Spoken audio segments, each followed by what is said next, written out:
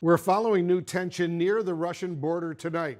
Moscow now says its fighter jets intercepted two American military aircraft over the Baltic Sea. The interaction comes amid reports of yet another attack on Russian soil near the Ukrainian border. CNN's Nic Robertson is joining us now from Kyiv. He's got details. Nick, what is Russia saying about this latest incident as it also tries to secure the border with Ukraine? Yeah, Russia's saying that one of its Su-27 fighter aircraft intercepted what it describes as two B-1B strategic bombers flying over the Baltic Sea. It says it engaged with them according to international rules, that this was an intercept. That's the way Russia's describing it. The Pentagon is saying that there was an interaction of these aircraft in that area, that they were in international airspace, that the interaction was safe and professional. Nothing to indicate at all that it was anywhere near that very dangerous interception of Russian fighter aircraft over the Black Sea with US aircraft about a month or so ago. So the Pentagon very clear that this is something that happens occasionally. Why the Kremlin is making a big deal out of it at the moment, it isn't clear. But certainly the Kremlin is being embarrassed, it appears, by what's happened on the border with Ukraine, the country it's at war with. Calls it a special military operation. Some Russian fighters appearing to have some level of support from the government in Kyiv, although Kyiv says that they're acting independently, crossed into Russia yesterday, shot up a border area. One civilian died, according to Russian authorities. Several others were injured. But the backlash from the Russian population in that area was the call for their leaders to actually tighten up and give them security. So Russia's got this very embarrassing security concern on its doorstep, right at its border. Doesn't appear to have adequate protection there.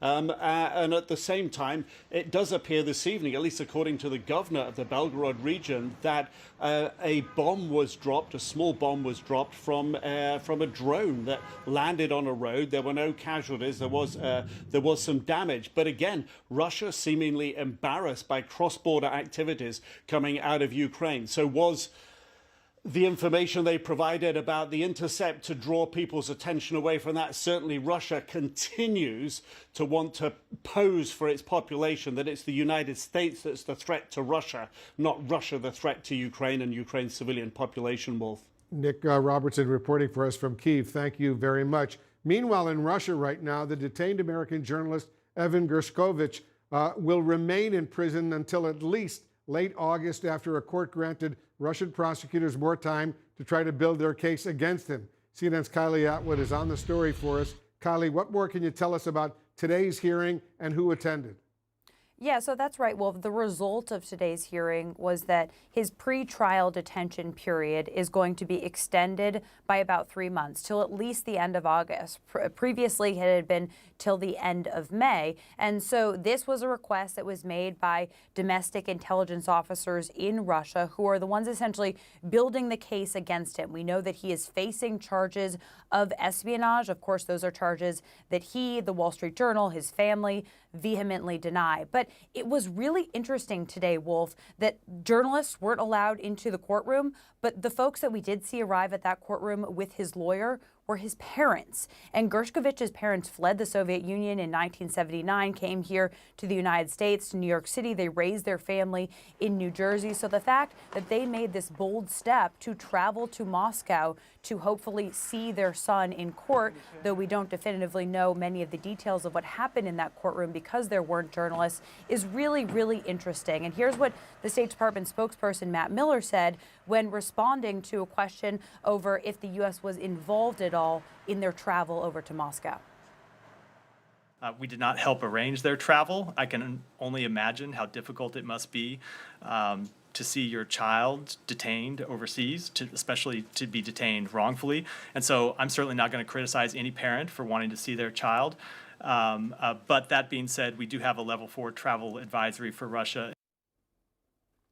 And we also heard from the U.S. Embassy in Moscow saying that they were deeply concerned by the court's decision today to extend that pretrial detention period. They also pointed out, of course, that U.S. officials have not been able to visit Gershkovich in jail for recent weeks. That request has been denied by Russian officials. Wolf. All right, the update from Kylie Atwood. Thank you very much. Let's discuss this and more with the former CIA director, the former Defense Secretary, Leon Panetta. Mr. Secretary, thanks so much for joining us. Let me first get your reaction to Russia extending Evan Gershkovich's detention and this decision by his parents to actually go there and attend the court proceeding earlier today.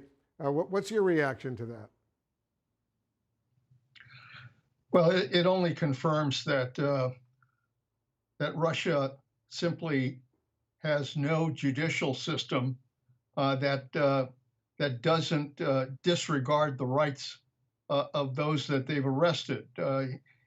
Gershkovich has now been extended.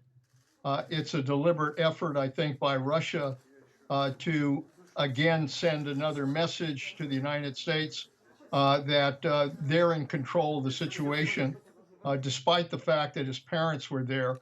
It only shows you how brutal a regime Putin's regime is. How complicated, Mr. Secretary, are U.S. efforts right now to free Evan Gershkovich when Russia is baselessly accusing him of spying?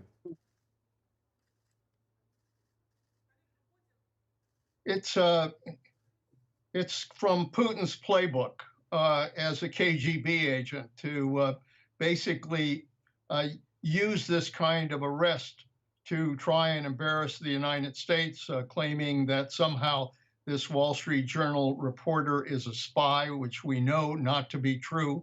And so he's going to basically leverage this kind of containment by Gershkovich in order to try to use him as either someone he can trade for somebody else, or he's going to use it as leverage in dealing with the United States on other matters. So it's clearly Putin's playbook that is working right now. Let's turn to the latest attacks inside Russia while I have you, Mr. Secretary. These were apparently carried out by Russian citizens, but is Ukraine giving tacit approval here? And is this a concern potentially for Ukraine's allies? Well, look, there's no question that that tensions are increasing with Russia. What they did in intercepting those bombers in the Baltic Sea is typical provocation by Russia when they're trying to send a message. And the fact that that there were anti-Putin Russian militias who conducted an attack in Western Russia, I'm sure upsets the Russians as well.